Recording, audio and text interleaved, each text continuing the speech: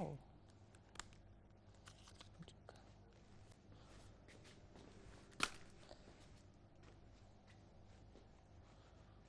نعمل بقى ايه؟ بشوكة كده مثلا او بستيكس او اي حاجة، وندخلها كده في بعضها. ده شكل، وزي ما قلت لكم ده شكل تاني براحتكم. ولو حابين تاخدوا حبة من الفراولة تضربوها مع الكريمة عشان تبقى الكريمة لونها مع الفراولة برضو ممكن. هي كده، هي كده خلصت خلاص، احنا خلصنا، ما فيهاش شكل قوي.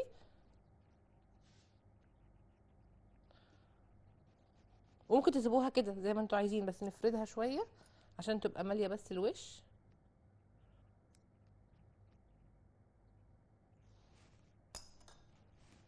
بس كده ندخلها التلاجة بقى تمسك مع نفسها، ونبدأ الوصفة التانية بس بعد الفاصل. فاصل ونواصل، اوعوا تروحوا في اي حتة، رجعكم على طول.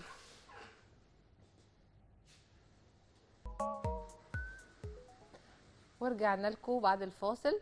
نبدأ بقى الوصفة التانية بتاعتنا، ان شاء الله برضو تعجبكم وتنفع حلو وتنفع حادق، نعملها الاتنين مع بعض ان شاء الله. هي البانكيك. البانكيك من الحاجات السهله السريعه، بتاخدش وقت خالص، واعتقد يعني الاطفال كلها بتحبها، وكمان احنا بنحبها. وممكن كمان نعملها كلها مش بالدقيق الابيض، ممكن نحط معاها دقيق شوفان، نحاول ندخل لهم برضو حاجه تكون صحيه، يعني ما بتقولش لا بصراحه، ونقدر نداري فيها اي حاجه. فانا عشان كده النهارده هعملها حادقه، عشان نحط فيها الخضار اللي هم مش بيرضوا ياكلوه. فلفل، نحط جزر، نحط جبنه، نحط زيتون، نحط اللي احنا عايزينه. هننزل بمقاديرها دلوقتي ونعملها مع بعض ونخلطها، يعني نعملها كلها قدامكم. المقادير هتنزل معاكم دلوقتي حالا، اللي عايز يصورها. هنحتاج كوبايه من الدقيق، وبيضتين، وكوبايه لبن، ومعلقه كبيره من الخل، ومعلقه كبيره من البيكنج باودر، ومعلقه كبيره من الزبده، ملح وفلفل اسود، وزيتون بقى، وفلفل رومي، جبنه، زي ما انتوا عايزين. الخضار ده براحتكم، جزر مبشور، اختياركم بقى ده براحتكم. لو هنعملها حلوه، هنشيل الملح والفلفل الاسود ونحط فانيليا، بس كده. يعني هي نفس المقادير بالظبط. اول حاجه ان انا ما هي نفس المقادير الحلوه هي هيها، بس انا هنشيل الملح والفلفل ونحط فانيليا. وهقول لكم ازاي هنحط الخل مع مع الخليط ده في الحلو. التزيين بتاعها طبعا مش هنحط بقى فلفل ولا هنحط جبن. التزيين بتاعها ممكن بقى شويه مربى، عسل، شوكولاته، اللي تحبوه بقى. فاكهه ممكن نقدمها مع فاكهه، مع موز وشويه رمان وشويه كيوي، برضو بتبقى حلوه قوي. ده بقى التقديم ده بتاعكم براحتكم، بس اللي هي الحلوه انا بحب برضو ادخلها شويه فاكهه، يعني مش تبقى كلها يعني حبه عسل ومعاها موز معاها كيوي، اهو ياكلوا اي حاجه من ضمن البانكيك. مش حابين خلاص ممكن هي كفايه ونحط عليها الشوكولاته او المربى. اول حاجه هعملها ان انا عايزه اقول لكم ان انا اللبن حطيت عليه معلقه الخل. كوبايه اللبن حطيت عليها معلقه الخل دلوقتي، فبصوا اللبن بقى عامل ازاي معايا، بقى تقيل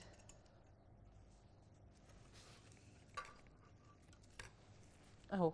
بصوا اللبن كانه زبادي، عشان حطيت معلقه الخل على اللبن. تمام. البيضه اهي، احنا هنعمل بيضتين بس، انا هعمل نص المقادير عشان الوقت بس بتاعي، ان انا مش هقعد اسوي كل ده عشان الحق اعمل كل حاجه. فانا هعمل مقادير صغننه. ادي البيضه معاها الملح والفلفل،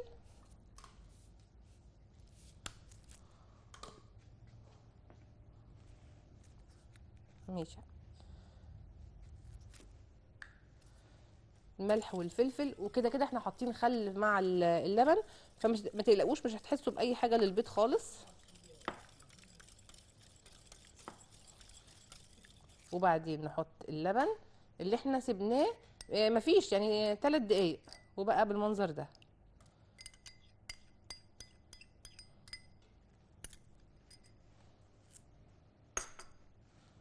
ونخلط كده، مش محتاجين مضرب كهرباء، مش محتاجين عجان، مش محتاجين اي دوشه. لو بشوكه، حتى لو عملتوها بشوكه مش هتقول لا.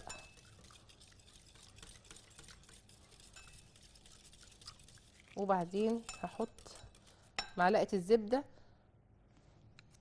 طيب مش عندك زبده عايز تعمليها بالزيت ماشي، بس هو طعم الزبده بصراحه بالذات في اللي هي الحلوه، يعني ممكن الحدقه تعدي عشان هنحط لها خضار وهنحط لها حاجات، لكن في الحلو الزبده بتخلي طعمها حلو قوي، خصوصا لو طبعا زبده حلوه ومن مكان كويس.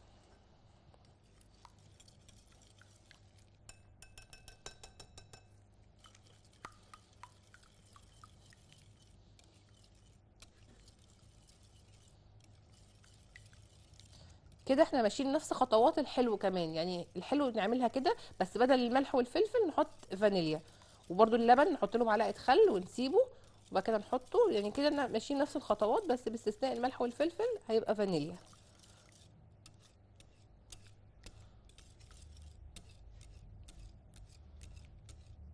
وهنحط بقى معلقه سكر، لو احنا بنعملها حلو هنحط معلقه سكر، دي بقى حادقه فانا مش هحط فيها معلقه السكر. هحط بقى الايه الدقيق.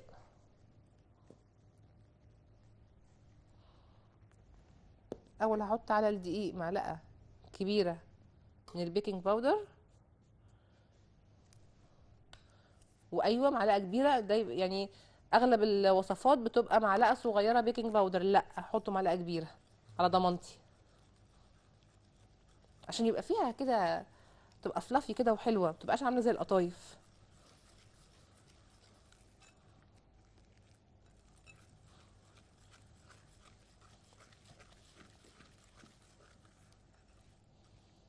لا الخليط كده محتاج لبن.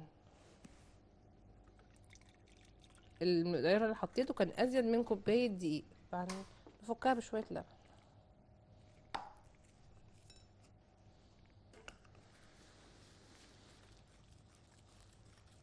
قوام البان كيك بيبقى وسط، ولا هو عجينه ولا هو سايل قوي، يعني بيبقى قوام تخين بس سايل، هنشوفه دلوقتي مع بعض.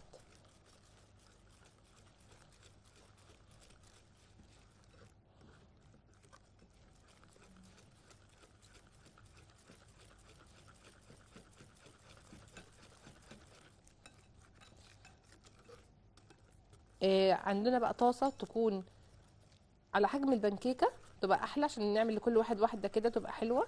عايزين طاسه كبيره وتحطوا جنب بعضهم برضو مفيش مشكله.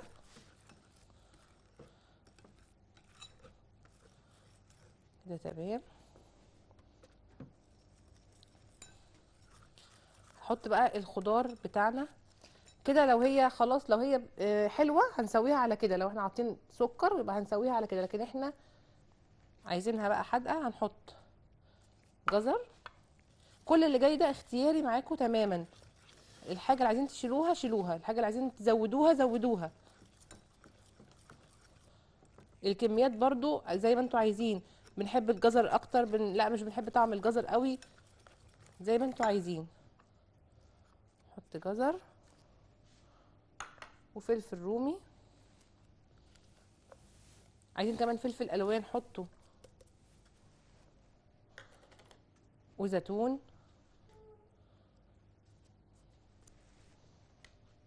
وهحط جبنه.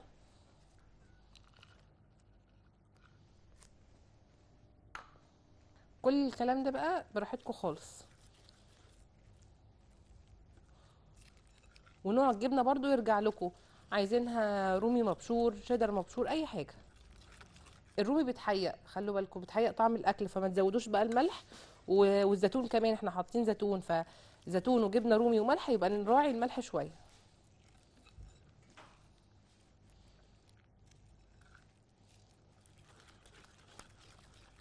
عشان تبقى مظبوطه معانا.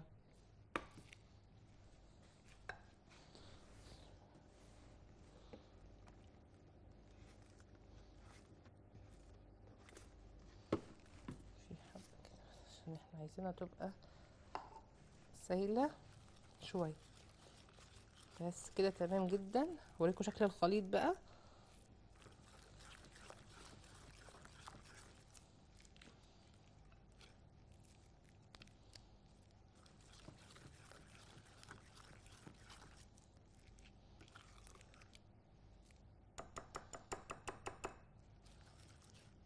انا ولعت النار عشان الطاسه بتاعتي تسخن، وحاطه فيها نقطتين زيت وهمسحه. هوريكم دلوقتي احنا هنعمل ايه. الطاسه اهي، انا على قد واحده يعني، مش هعمل طاسه كبيره. انا بحبها تطلع كلها شكل واحد ومقاس واحد، وكل واحد يبقى واحده. انا حطيت النقطتين الزيت وهمسحهم كده. شايفين معايا؟ انا مسحت الطاسه، خليتش فيها الزيت، مسحته كده ووزعته فيها كده. ونجيب بقى الكبشه بتاعتنا. سخنت.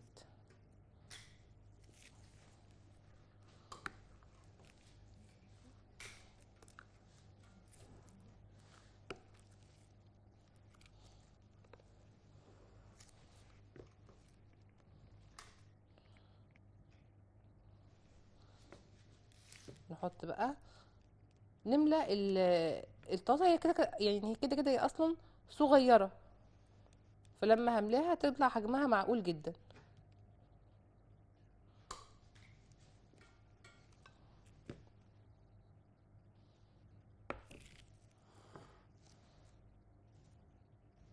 نخلي بالنا نبقى واقفين جنبها، ما نعملش حاجه تانية، لان هي في ثانيه هتتحمر. هنعرف منين بقى ان احنا نقلبها؟ هنلاقيها تبدا دلوقتي تعمل فقاقيع على الوش كده، وهنلاقي الطروف بتاعتها سهله ان انا ادخل فيها المعلقه او الاسباتولا ان انا اقلبها الناحيه التانية. هتشوفوها معايا. ممكن اشيل لكم دي، احنا مش عايزينها اصلا.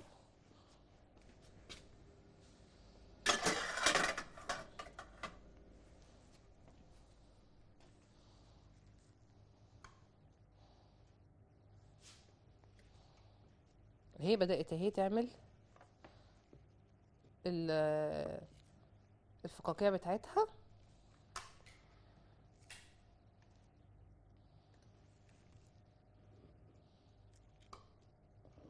مفيش اي ريحه زفاره، البيض والملح والفلفل والخل قضوا على كل حاجه.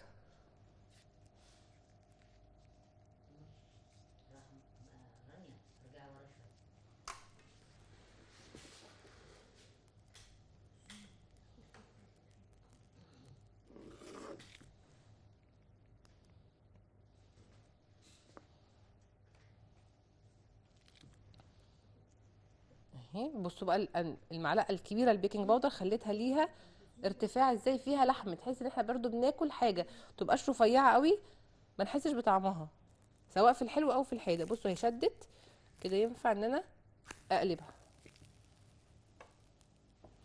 عايزه طبق اطلع عليه.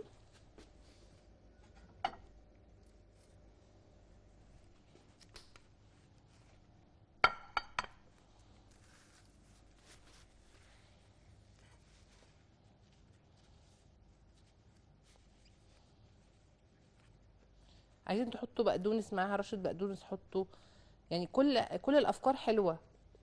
اي خضار عايزين تحطوه.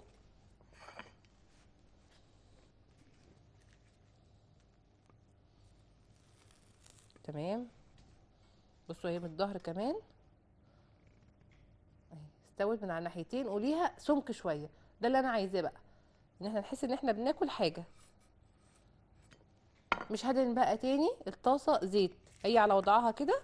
ناخد الكبشه التانية ونحطها، سواء في الحلو او في الحادق هنعمل كده.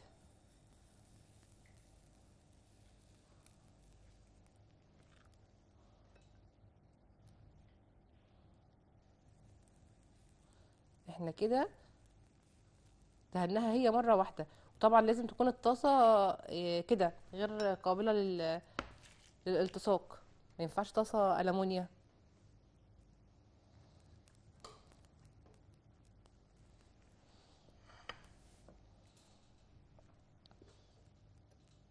الحلوه بقى ممكن نحط معاها معلقه كاكاو، وتبقى ونخلطها، تبقى هي اصلا الخليط نفسه لونه بني، تبقى بطعم الشوكولاته. ولما تستوي نحط لها بقى صوص الشوكولاته، تبقى برضو حلوه قوي، ويفرحوا بيها. وتغيير يعني، تبقى برضو هي نفسها العجينه نفسها شوكولاته. ينفع بقى الوصفه دي ياخدوها معاهم المدرسه، مش هتبهدلهم في حاجه. ينفع تتحط في اللانش بوكس، لان الخضار منها فيها والجبنه والبيض، فهي مش هتبهدل الدنيا. وسهله. ونصيحه مني، لو هتعملوها للولاد في المدرسه كتروها شويه او صغروها شويه عشان تعرفوا تكتروها، عشان الولاد يعني يدوق زميله وزميلته اللي جنبهم، يدوقوا بعض، لان بتبقى حاجه يعني الحاجه الملفته غير السندوتشات بتبقى عايزين يجربوها، فعشان ولادكم تلاقوا حاجه ياكلوها، فصغروها شويه وممكن يشيروا مع بعض بقى. تمام. بصوا ظهرها وادي الوش. ماشي. حاضر. سويه بقى. هنعمل واحده كمان اهي. هو اصلا الخليط يكفي معانا واحده كمان، يعني نعمل واحده كمان وبس. عشان كده انا عملت حبه صغننين عشان يخلصوا على طول. بس كده.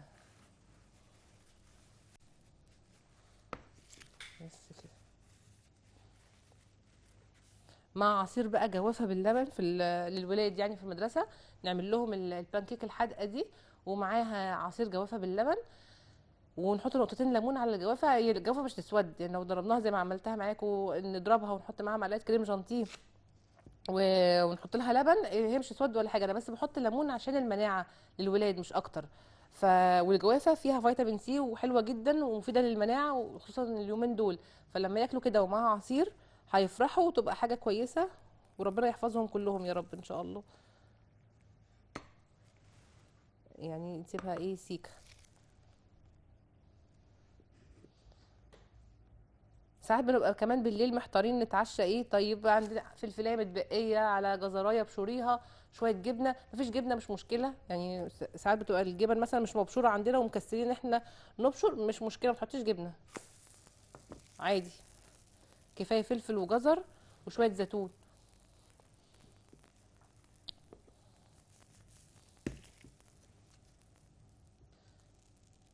كيكه البرتقال. كيكه البرتقال هي زي الكيكه العاديه، بس ما بنحطش كوبايه لبن، بنحط كوبايه عصير برتقال. وممكن كمان نستغنى عن عصير البرتقال، في دلوقتي فانيليا برتقال كمان تخلي طعم الاكل حلو، بنجيبها من محلات مستلزمات الحلواني، بنحطها بتبقى طعمها عامل زي البرتقال. بنحط في الخلاط او او بنضربها بالمضرب. 4 بيضات مع فانيليا، مع ثواني كده عشان بس ايه اركز معاكم. 4 بيضات وفانيليا وكوبايه ونص سكر، وممكن توصل لكوبايتين سكر، مش هيبوظ المقدار في حاجه، لكن اكتر من كده يعني لا، ومش تبقى كمان حلوه. بس كوبايتين سكر اللي بيحب الحاجه معسله زياده. نضربهم مع بعض ونحط كوبايه البرتقال. لو هنعملها بلبن بنحط مع اللبن معلقه خل، زي نفس فكره البانكيك كده. بحط معلقه كبيره من الخل على كوبايه اللبن واسيبها على الرخام لحد ما اجهز باقي مكوناتي، وبعدين احطها بيبقى اللبن تقل شويه كده معايا.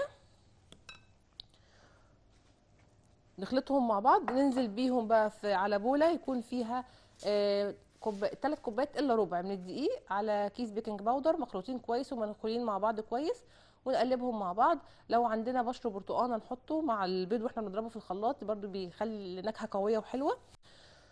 وبس خلاص نخلطهم كويس مع بعض، ويكون الفرن يكون سخن على 180. ندخلها في صينيه مدهونه سمنه او ورق زبده، وندخلها تاخد حوالي 40 دقيقه، وبعدين تطلع تهدى شويه نقوم قلبينها وسايبينها تبرد على شبكه ونقدمها.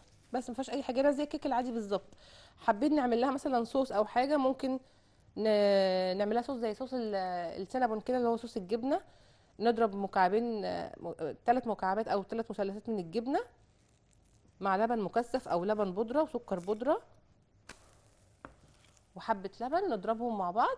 وطبعا نحط بقى عصير برتقال عشان هي كيكه برتقال، ونحطها على الوش، تبقى برضو يعني فكره حلوه للتقديم.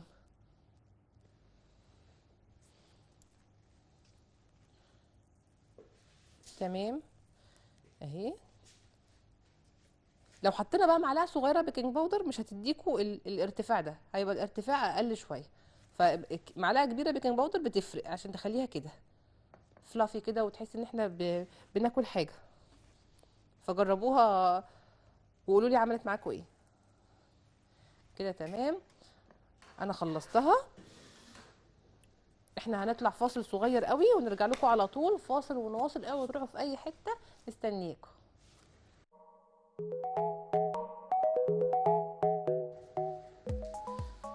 ورجعنا لكم بعد الفاصل. خلصت البانكيك الحادقه الجميله بتاعتنا دي، جربوها. وانا كنت عامله بقى اللي بسكر. احنا قلنا ايه، هنشيل الملح والفلفل ونحط سكر بس كده وفانيليا، ده الاختلاف. ونفس خطوه اللبن نعملها، ونفس الخطوات كلها نعملها. ممكن بقى نديها بس كده رشه من العسل خفيفه. وعملنا مع بعض كيكه الزبادي، تورته الزبادي بالسبونج.